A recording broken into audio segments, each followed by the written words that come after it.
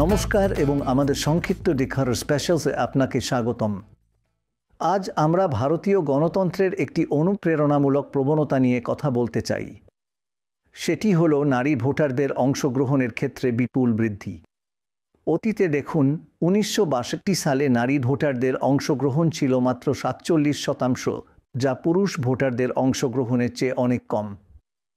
2019 সালের শেষ নির্বাচনে নারীদের অংশগ্রহণ বেড়ে হয়েছে 67%, অর্থাৎ 1962 সালের থেকে 20% বৃদ্ধি। মূলত নারীদের অংশগ্রহণের বৃদ্ধি আশ্চর্যজনক এবং এখন লোকসভা নির্বাচনে পুরুষদের অংশগ্রহণের সমান।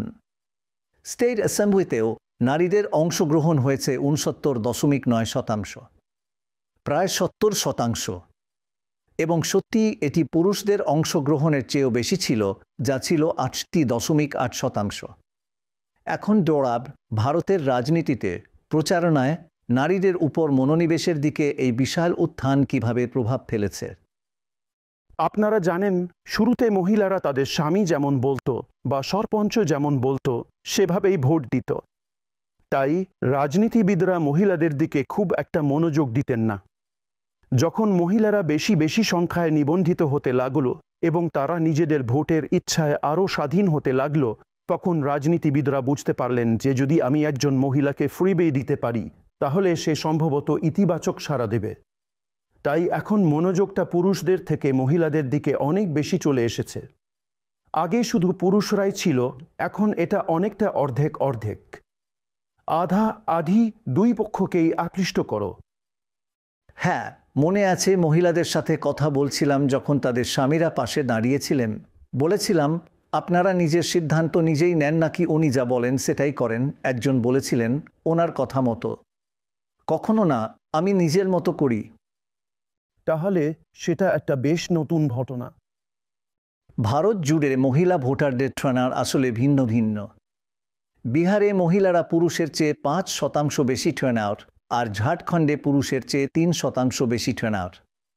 অন্যদিকে গুজরাতি মহিলাদের টার্নআউট পুরুষের চেয়ে 6% কম এবং মধ্যপ্রদেশে পুরুষদের টার্নআউট এর তুলনায় 5% কম। জানো, এর একটা কারণ হলো ঝাড়খণ্ড পুরনো বিহার আর পূর্ব উত্তরপ্রদেশ দেশের সবচেয়ে বড় অভিবাসীদের সরবরাহকারী। তাই পুরুষেরা কাজের জন্য বাইরে চলে যায়। আসলে তুমি কয়েক বছর আগে একটা গবেষণাপত্র লিখেছিলে যে কিভাবে পূর্ব উত্তরপ্রদেশে মহিলাদের টার্নআউট পুরুষদের থেকে অনেক বেশি। আর তুমি জানো, আমার মনে হয় এর কারণ হলো এটা ভারতের অভিবাসনের রাজধানী। গত নির্বাচনে আমরা যে বড় অসঙ্গতি ধরে ফেলেছিলাম এবং ইলেকশন কমিশনের নজরে এনেছিলাম, সেটা হলো প্রায় 21 মিলিয়ন যোগ্য মহিলা ভোটার ভোট দিতে পারেনি কারণ তারা নিবন্ধিত ছিল না। এই 21 মিলিয়ন মহিলা 18 বছরের উপরে, যাদের ভোট দেওয়ার অধিকার ছিল কিন্তু নিবন্ধিত না থাকায় দিতে পারেনি। আসলে গত বছর এই সংখ্যাটা প্রায় 25 মিলিয়নে পৌঁছে গেছিল। এই বিপুল সংখ্যাটা ধারণা করার জন্য ভাবুন, এটা প্রায় বাংলার বা কর্ণাটক বা তামিলনাড়ুর সব মহিলারা নিবন্ধিত না থাকায় ভোট দিতে না পারার সমান। এই হলো সমস্যার পরিমাণ। কিন্তু ভালো খবর হলো, এই নির্বাচনের জন্য এবং আমাদের নির্বাচন কমিশনকে কৃতিত্ব দিতে হবে, মহিলাদের নিবন্ধনে কিছু উন্নতি হয়েছে। যদিও নিখোঁজ মহিলাদের সংখ্যা এখনও অনেক বেশি, তাই না দোরাব? হ্যাঁ, কিন্তু তার পরিমাণ কমেছে। জানো, গত 5 বছরে প্রায় 40 লক্ষ মহিলা এবং 30 লক্ষ পুরুষের নিবন্ধন করা হয়েছে। সুতরাং পার্থক্যটা কমছে। মানে আমি মনে করি তারা আরও বেশি চেষ্টা করছে, কারণ আমরা 2019 এর পরে নির্বাচন স্যারেন দিয়েছিলাম এবং বলেছিলাম, জানো, এটা একটা সমস্যা। তাই আমি মনে করি তারা এই ক্ষেত্রে কাজ করছে, কিন্তু সামাজিক কারণে সংখ্যাটা আরও দ্রুত বাড়ানো কঠিন।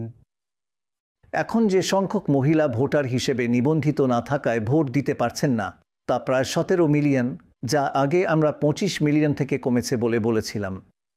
তাই যে সমস্ত মহিলা নিবন্ধিত নন, সেই সংখ্যা কমানোর জন্য ইলেকশন কমিশন ধন্যবাদ। কিন্তু আসুন আমরা এই 61 মিলিয়নের সংখ্যাটা আরও কমানোর জন্য চেষ্টা করি এবং নিশ্চিত করি যে ভোট দেওয়ার অধিকার সব মহিলার আছে, তারা ভোট দিতে পারেন। এটা আমাদের গণতন্ত্রের জন্য অত্যন্ত গুরুত্বপূর্ণ। এই হলো ডিখার স্পেশালে আজকের কথা। আরও শুনতে থাকুন।